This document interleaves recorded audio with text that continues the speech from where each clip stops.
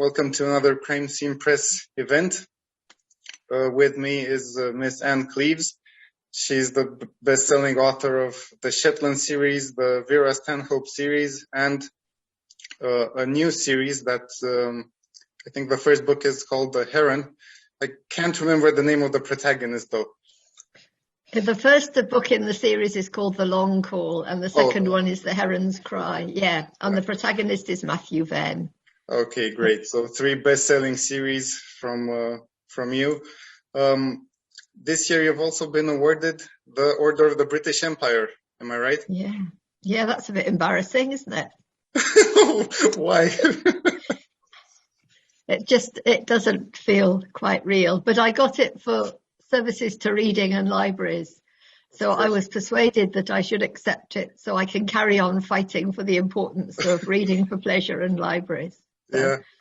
Well, for libraries and reading, I think it's well deserved. You've drawn so many readers from all over the world, so I think it's well deserved. Okay, so let's talk about Wildfire, the last book of the Shetland series, and the latest of your books, which is going to come out at Crime Scene Press.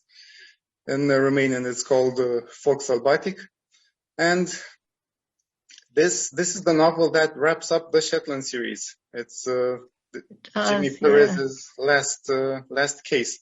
Take us a bit through the book. What should the readers expect? I suppose it is a book that ties up some loose ends, but leaves some ends open in case I want to do a short story or I want to think about taking the characters somewhere else, somewhere a bit further forward, but there will be no more Shetland books. I think 8 is enough. There are only 21,000 people live in all the Shetland Islands, and I've killed off quite a few of them already. Yeah. And the BBC adaptation killed off a lot more. They were much more gruesome than me, so I think it was enough. And Shetland is a very special place. I love it, and I still go back and visit. But I wanted to finish the series before I got bored and before readers got bored. So yeah, this is looking at Jimmy Perez having to face a very different kind of future and looking at how he might, move forward. Great. It's also, I think, one of the more complex novels in the series. I think the plot is a lot more complicated. It goes back in time a lot. It also ties up to the present. Did you have a specific inspiration for the plot? I think I wanted to take it back almost to the beginning. The first book, Raven Black, is about being an outsider, and it's about young people feeling that they don't belong specifically. And this book is about a middle-class, well-educated family who moved to a quite remote village in Shetland because they have a son on the autistic spectrum, and they think that he might get better care there.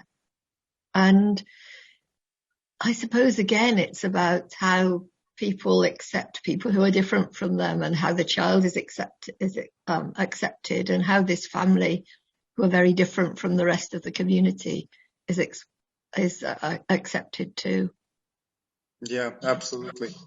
I was wondering if the last 4 novels in the Shetland series, the so-called Elements Quartet, how come The Fire is the last one?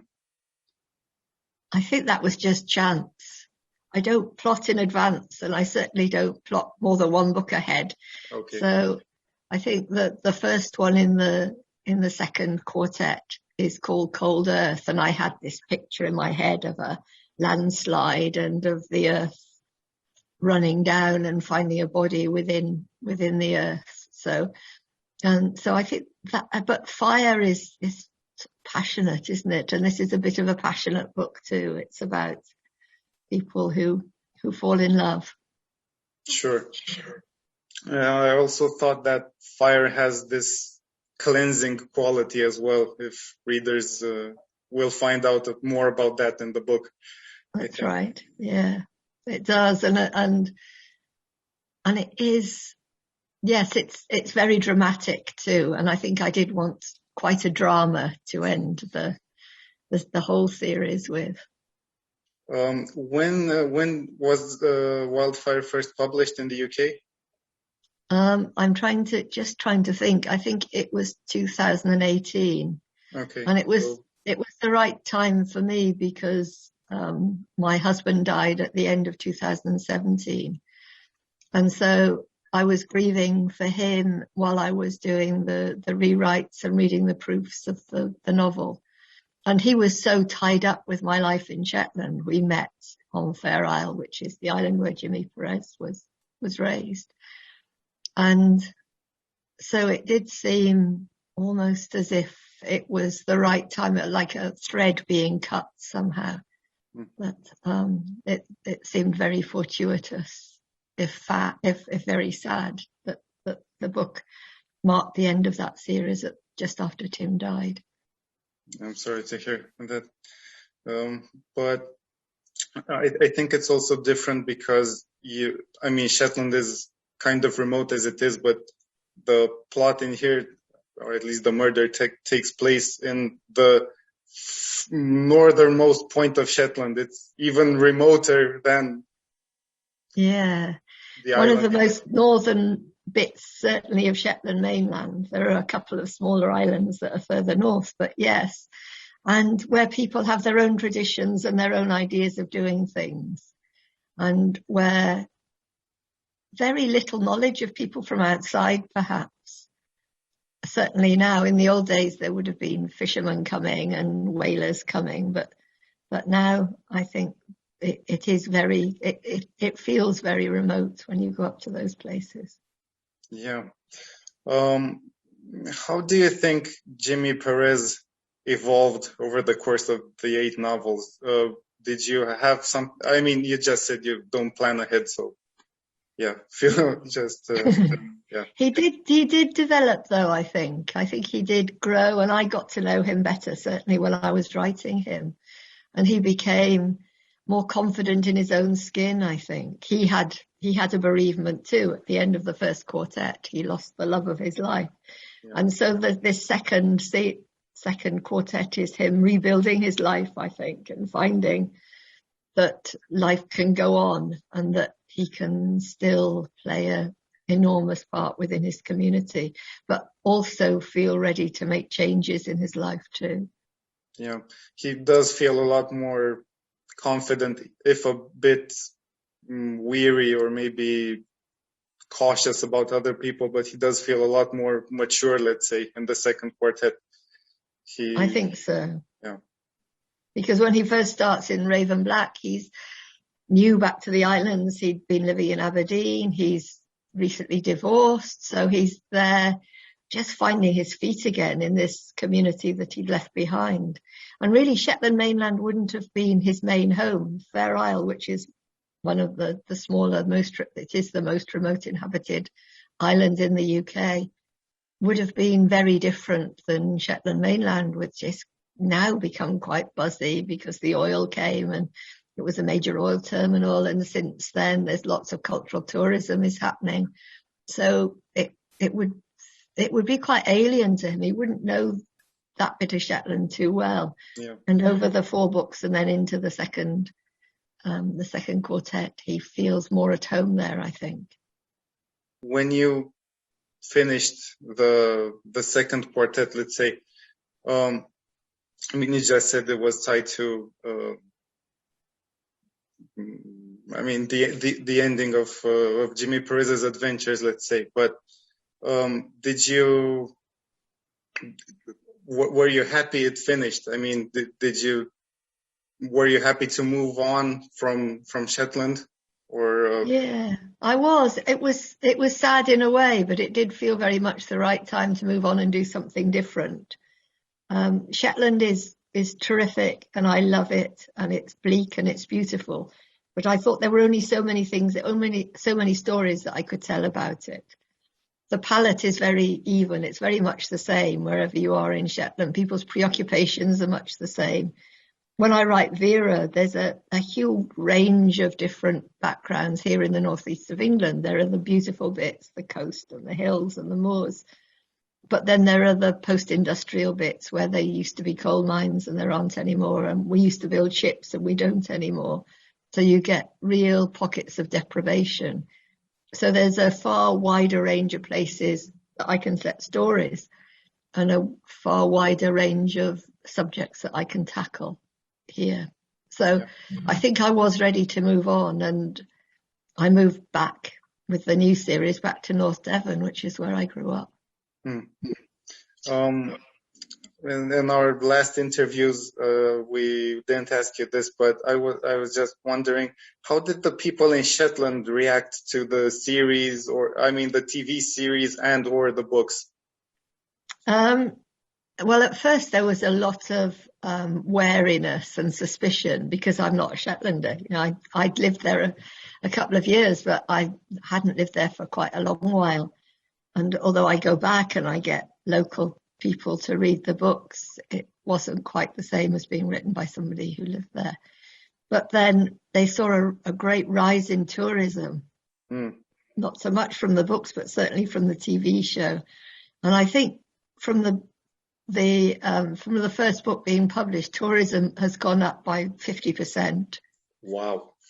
And that's, I think, because people want to see where Jimmy Perez's house is, and there are all the cruises want to do the Jimmy Perez tour and see the places where the filming took place, and also to see where the books were set too.